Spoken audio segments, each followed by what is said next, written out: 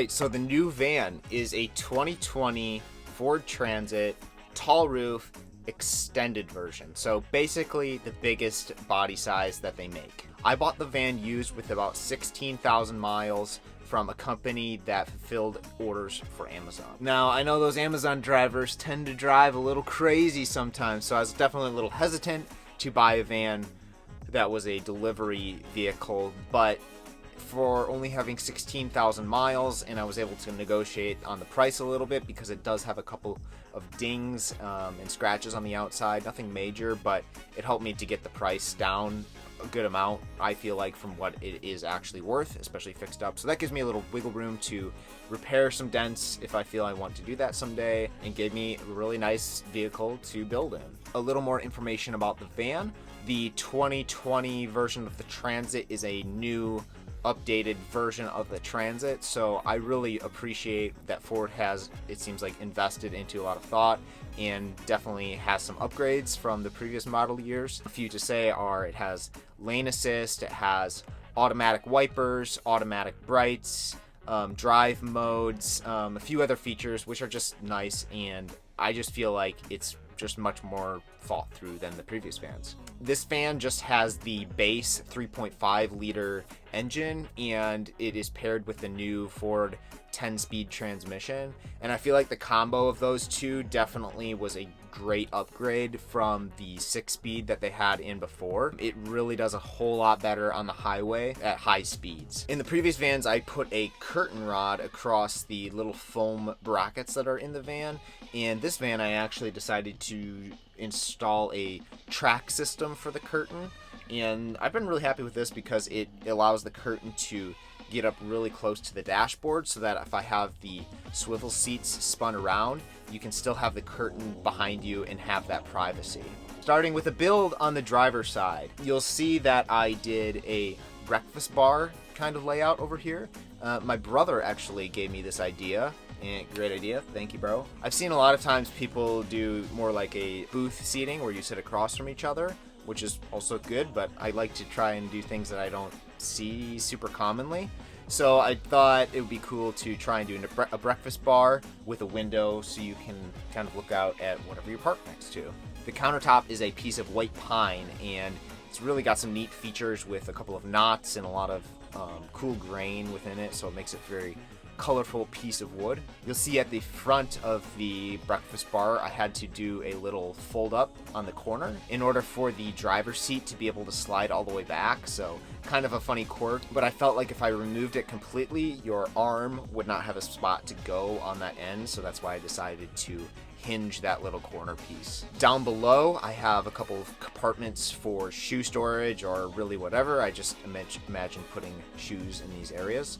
In the center, I actually mounted a safe down to the bottom of the van, and it's also built into the cabinets. So it's pretty secure. It would take quite a bit of demolition and grinding of bolts to remove the safe. So really nice to have a little bit of extra security for certain items in the van. Above the countertop, you'll notice 4 cabinets, plenty of nice storage. I keep most of my camera gear and some miscellaneous items in there.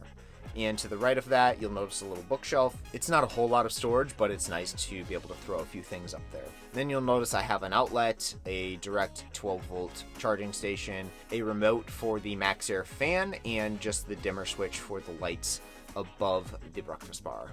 Moving back, I have 2 tall, skinny pantry cabinets that pull out on drawer slides. I really like this style of cabinets. It doesn't take up very much space width-wise, but you can really fit a lot of stuff because it goes from the floor to the ceiling, basically. Moving back once again, this is the shower/toilet area. So I saw a couple people with designs that were somewhat similar to this, and I really like the concept of it.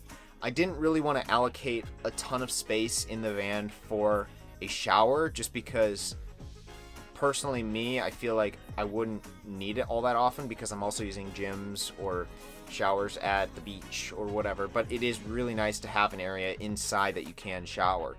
So I like this concept because it's a usable counter space, it's an area where the toilet can go, and it converts very easily. So the way that it converts is the bottom 2 doors open up, and then the counter folds up to the right, and then you just remove the toilet from the base and set it off to the side. For the toilet, nothing has to be disconnected because it is a Lavo dry flush toilet. It's the version that has the battery inside, so it's basically all self-contained. Nothing has to be unplugged. You can literally put it wherever you want, so I really like that concept. To convert the top, what you do is open the top lid. There's 2 small shelf brackets that get pulled out, and then the bottom of that cabinet hinges down.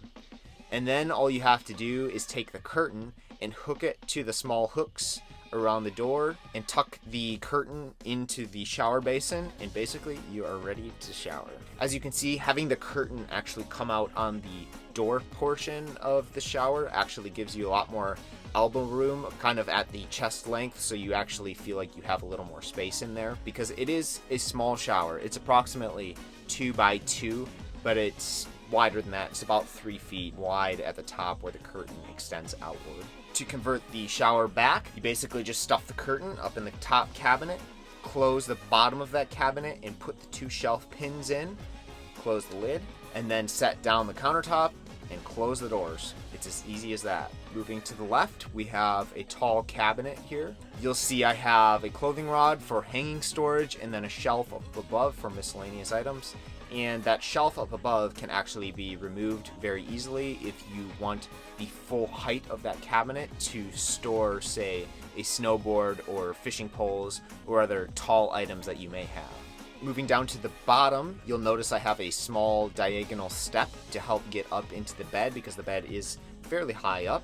And there also is some storage in that step. You can lift it up to the side and you can actually access the water pump, shut off, the drain for the water tank, and a little bit of the plumbing situation. To the left of that is a small drawer for the trash can. So basically the drawer is just a frame, and then I have a plastic trash can that sits in there, and it comes out easily if you want it a little bit closer to the kitchen area while you're making food. Starting with the kitchen area, first we'll talk about the water in the sink situation. So back to the water tank, it is a 42-gallon freshwater tank, and then the gray water tank is 16 gallons, and that is mounted underneath the van, and both the shower and the sink flow to that tank. That tank can actually be released easily by flipping this switch in the kitchen area, and it will just drain automatically. Another cool feature about this sink is it actually has a light in there, and when you turn it on, it will turn blue for cold, and then when it gets hot, it will turn to red. I'm not quite sure how this thing works. There's no batteries involved or anything, and it somehow can sense the temperature, and it's pretty cool. Underneath the sink, I have a small tilt-out cabinet for sponges and wash rags, whatever you need. And then below there are 2 drawers and then a door for some storage underneath that. Moving to the right is my refrigerator. So this time around I went with the Dometic CFX 75, which is a dual zone, so I can have a refrigerator and a freezer at the same time. The design I used for the refrigerator I haven't quite seen before, but I actually integrated it with the counter. The top of the counter is actually attached to the refrigerator, so you open up the top of the counter. So there are definitely pros and cons to this design for the refrigerator. A few of the pros are you don't have a large pull out that kind of gets in the way every time you need to access it. You don't have to bend down to get in the refrigerator. Some of the cons are top of the refrigerator is a lot of the counter space. So if you're making dinner or something and you need to access the refrigerator, you may have to shift what you're doing and working on over to one side or the other to access. I haven't really felt like that was much of a problem for me because I would just try and get everything out, and if I did need to get something else, it wasn't too hard just to shift stuff over a little bit or put it over on the other counter on the other side of the van and get something else out. Underneath the refrigerator is a giant drawer. I also did a double drawer system in here, so that way you can store larger items on the bottom and then smaller items on the top. Moving to the right of that, you'll see I have a full oven and cooktop. This is a propane powered unit, and I originally was going to go with the Dometic version of this, but I saw this one on Rec Pro's website, and I really liked the look of it and the design of it a lot more than Dometic's, and it was actually about $50 cheaper, so I decided to go with this one. Below the oven is a door and a drawer for storage, and then to the right of that is another door and drawer for storage. The countertop, I was actually able to use some scraps from the last van that I made and another project that I did this summer, which were both walnut, so I kind of pieced it together out of those scraps, and that way I was able to get basically a free walnut countertop. The backsplash, I absolutely loved how it turned out. I actually saw this design, something similar to this, at Menards, and I really liked the color scheme, and I felt like it would kind of fit with the interior look that I was kind of going for the van. On the rear of the backsplash, I have two switches. One controls the lights on the ceiling, and then one controls the lights underneath the cabinets. And then I have a switch for the inverter, an outlet, and another 12-volt charging port. In the upper cabinets, it's basically just a bunch of storage. I did install a cabinet light switch on each of these cabinets, so every time you open an upper cabinet, the lights automatically turn on. Alright, time to move to the rear of the van. So in this van, I decided to do a dinette convertible layout. So basically you can seat 4 people around a convertible table comfortably. And the way that works is basically you just move the 2 center cushions and put them on the back to form a backrest, and then the center of the bed lifts up in 2 pieces, and then there are 2 poles that you insert into little brackets on the floor and then attach to the bottom of the table. There are 2 draw hasp latches that make the table kind of firm up and be nice and sturdy. Under both seating areas, there is a hatch to access the bottom of those areas. So on the driver's side of the van, there's basically a large box where you can store a bunch of things, and then the bottom of that cabinet also opens up and you can access the plumbing and heating system down in that hole. And then to the left of that is the propane storage. So there's a second latch that lifts up there, and that box is sealed and vented, and the vent goes down to the bottom of the van. That way, if there's any off-gassing from the propane tank, it will escape through the bottom and not into the van. On the passenger side, the hatch lifts up and I can have access to my bike. I can actually pull my bike out through that direction if I need to, and I just have a few other access points for my longboard and also my motorcycle helmets. As far as cabinets in the rear, I have a good amount of cabinets for clothing storage or whatever you want. I have some camping gear and some of my clothes in these cabinets back here. Alright, moving outside to the garage area. So most of the vans I've seen either have a dinette or they have bike storage. One or the other typically. I know a few people that have done both, but it gets to be hard to do both because the storage is very limited when you do a dinette. But I really wanted to make room for at least 1 bike, and ideally 2. So I really have it set up for just 1 bike right now, but I think with a few modifications, 2 bikes could be stored underneath the bed. On the right side, you'll notice my electrical system. So this system is actually fairly similar to the system that I did for van number 2. I really liked how that turned out, and I thought I would just kind of replicate it again for this system. I have a 2000 watt pure sine wave Renogy inverter, and I have 200 amp hours of lithium batteries, and they are Renogy's self-heating batteries. So when it drops below a certain temperature and you're getting at least a little bit of charge, they'll be able to self-heat themselves in cooler temperatures. For the bicycle, I decided to do a pull-out to make it a little bit easier to get it in and out of the van.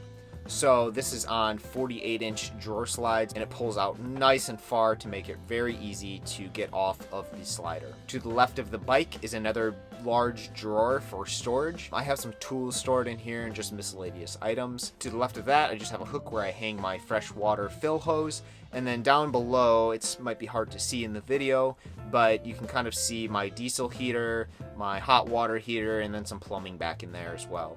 And you'll notice I did do a separate diesel tank for the diesel heater because the van is actually gas, and unfortunately I can't tap into that for my diesel heater. So I haven't had any problems having the diesel in the van. as far as fumes or spilling or anything goes. Those containers that the heaters come with are pretty decent, even if you have to keep them inside.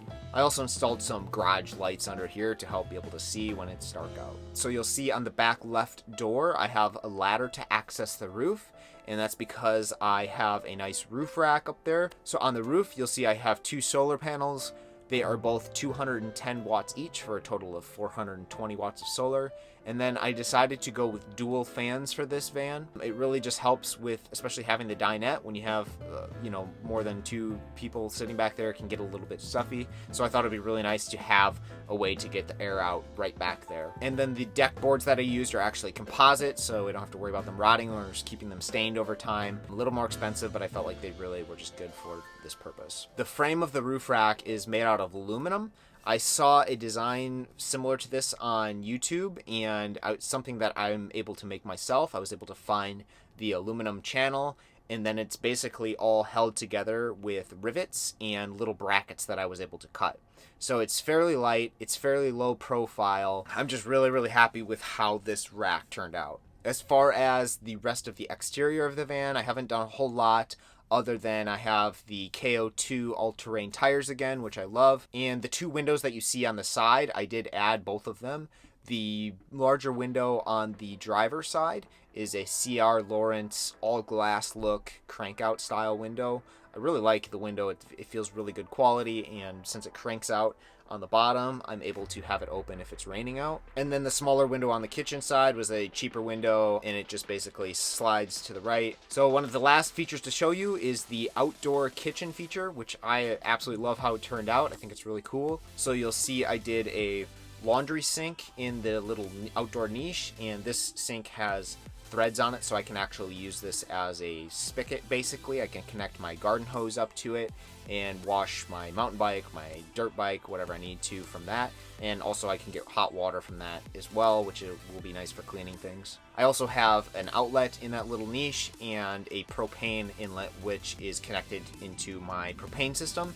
That way, if you ever have a grill that you want to plug in to the system in the van, you can do that easily through that access point. And then I also added a little light on the upper side of the niche.